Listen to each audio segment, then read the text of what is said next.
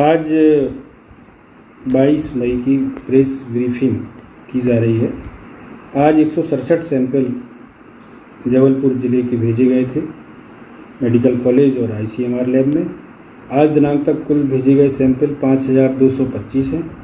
आज एक व्यक्ति स्वस्थ होकर डिस्चार्ज हुए। कुल व्यक्ति स्वस्थ होकर डिस्चार्ज हुए अभी तक 116 हैं। आज अभी तक कोई भी पॉजिटिव केस नहीं आया है। करीब 110-115 रिपोर्ट अभी तक आ गई हैं आज की। बचे हुए एक्टिव केस अब 69 हैं।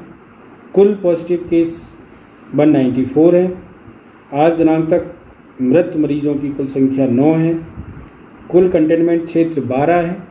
कल 2 नए कंटेनमेंट जोड़े गए हैं और 2 हटाए गए हैं, तो 12 कंटेनमेंट कुल हैं।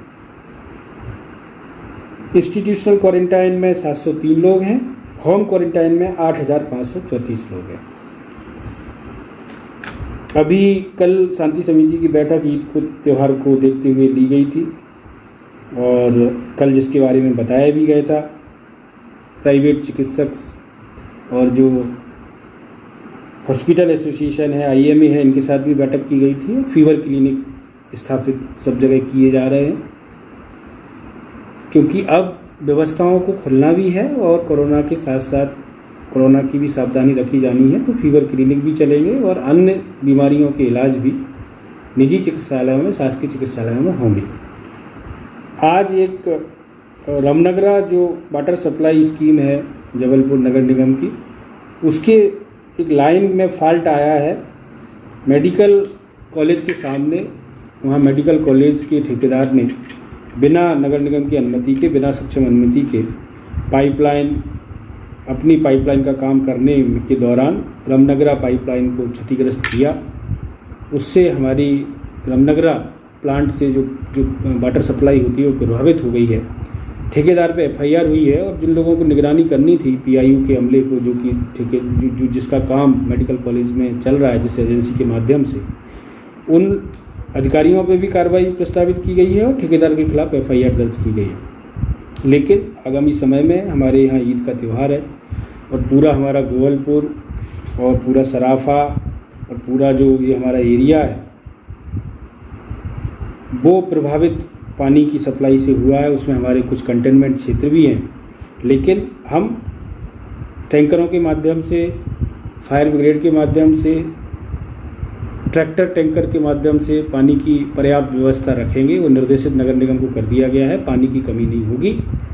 आप लोगों से आग्रह है उसमें सहयोग करें, भीड़ ना लगाएं। पानी की पर्याप्त व्यवस्था रहेगी। समस्या है लेकिन पर्याप्त व्यवस्था रहेगी। भीड़ बिल्कुल भी ना लगाएं। टैंकर खड़े रहेंगे। राजस्व के अमले को, पुलिस के अमले को, नगर निगम के अमले को निर्देशित किया गया है कि वो सुचारू रूप से पानी की व्यवस्था वहाँ पे करें। ईद का भी त्यौहार है। आप लोगों से आग्रह है कि आप भी उसमें सहयोग करें।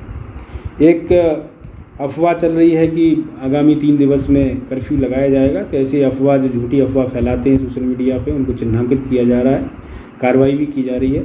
ऐसी कोई स्थिति नहीं है। हाँ, ये ज़रूर है कि हम लोग नियमों का पालन करें, लॉकडाउन के नियमों का पालन करें। कंटेनमेंट क्षेत्र में कोई भी दुकान अलाउ नहीं है। कंटेनमेंट क्षेत्र का जो वार्ड है उसमें भी आवश्यक वस्तुओं को छोड़ के और कोई दुकान अलाउ नहीं है कि कपड़े की दुकान, की मिठाई की दुकान नहीं अलाउ है। अगर कोई खुलती है FIR भी होगी, उसको सील भी किया जाएगा। कंटेनमेंट के क्षेत्र के लोग बाहर खरीदारी करने नहीं जा सकते हैं या बाहर के लोग कंटेनमेंट क्षेत्र के अंदर नहीं जा सकते हैं।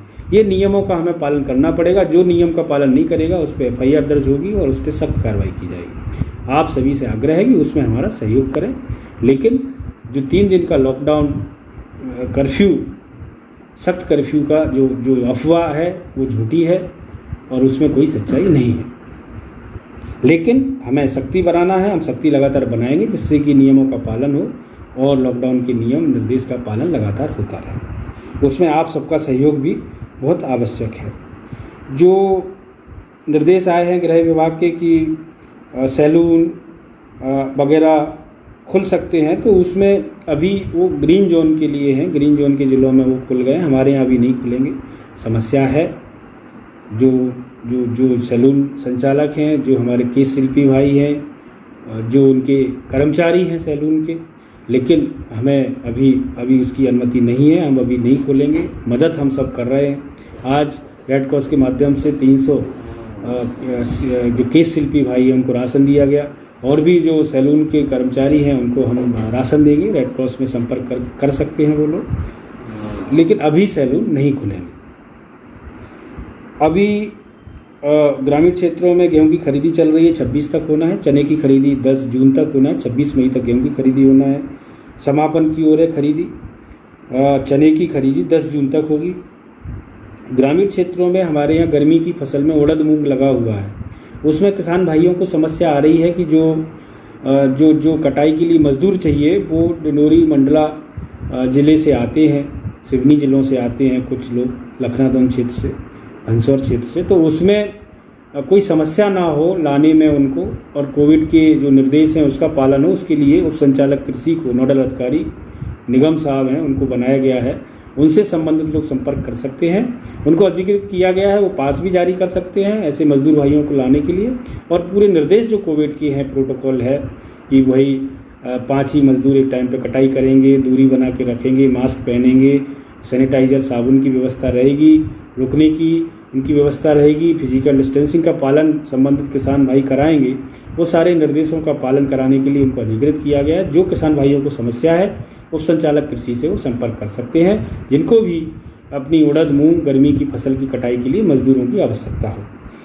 जो मालवा के क्षेत्र में जो राजस्थान से लगी हुई ज़िले हैं वहाँ पे अभी टिड्डी दल का हमला हुआ है। टिड्डी दल के हमले के लिए भी हमारे ज़िले में ऐसी स्थिति नहीं है कि मतलब तत्काल में कोई स्थिति बने, लेकिन फिर भी सतर्क रहने की ज़रूरत है। उसके लिए भी जिला स्तर पर कंट्रोल रूम बनाया है, उप संचालक कृषि उसको देख रहे हैं, और ग्रामीण क्षेत्रों में एसडीएम्स के नेतृत्व में दल बनाया है। कोई भी ऐसी स्थिति होने पे उसमें क्या क्या उपाय करना है, स्प्रेयर की जो स्प्रे करने की स्प्रेयर रहता है उसकी व्यवस्था रखना है, उसमें कृषि विभाग के अमले को लगा दिया है। कृषि विभाग के आरईओ, कृषि विस्तार अधिकारी संबंधित सभी लोगों से संपर्क करेंगे, वो सतर्कता और जागरूकता का संदेश देंगे कि अगर ऐसी स्थिति बनती है, खासतौर पे हमारे यहाँ जैसे गर्मी की फसल है उड़द मूंग की, उसको नुकसान हो सकता है अगर टिड्डी दल इधर आता है, और इसी तरह से जो हमारी उद्यान की फसल लगी हुई है फल सब्जी, उसको नुकसान हो सकता है। तो हमें जागरूक रहने की ज़रूरत है। वैसे अभी कोई ऐसे निर्देश नहीं मिले हैं कि इस तरफ टिड्डी दल आएगा ही, लेकिन अगर आता है तो हमें सतर्क रहने की ज़रूरत है और पहले से तैयार रहने की ज़रूरत है। लगातार श्रमिक भाई आ रहे हैं, श्रमिक ट्रेनें जो है हमारे ज़िले में आ रही हैं, आसपास के ज़िलों में हमें बसों से भिजवा रहे हैं, और लोग भी आ रहे हैं। ई पास के माध्यम से चेक पोस्ट पे उनकी स्क्रीनिंग हो रही है, फिर उनको होम क्वारंटाइन किया जा रहा है, बहुत सारे लोगों को इंस्टीट्यूशनल क्वारंटाइन किया जा रहा है जैसी स्थिति हो। उसमें लगातार हम सैंपल भी ले रहे हैं, लगातार हम सतर्कता बरत रहे हैं। जो लगातार हाईवे के माध्यम से जो बाहर के राज्यों के श्रमिक भाई जा रहे हैं, उनको भी सामाजिक संस्थाएं बहुत अच्छा काम उसमें कर रही हैं, लगातार दिखा रही हैं कि हमारी जो संस्कार धानी है वहाँ पे अगर आप इंटर करते हैं तो आपकी व्यवस्था बहुत अच्छी रहेगी, आपका स्वागत किया जाएगा, आपको खाने की पीने का पानी, चप्पल से लेके गमछा से लेके सारी सामाजिक संस्थाएं उसमें सहयोग कर रही हैं, जो लगातार हमें करने की ज़रूरत है जब तक कि श्रमिक भाई हमारे जबलपुर से, हमारे रोडों से गुजर रहे हैं। बाकी आगामी समय में ईद का त्यौहार है, ईद की भी मैं सभी भाइयों को ईद की शुभकामनाएं भी देता हूं।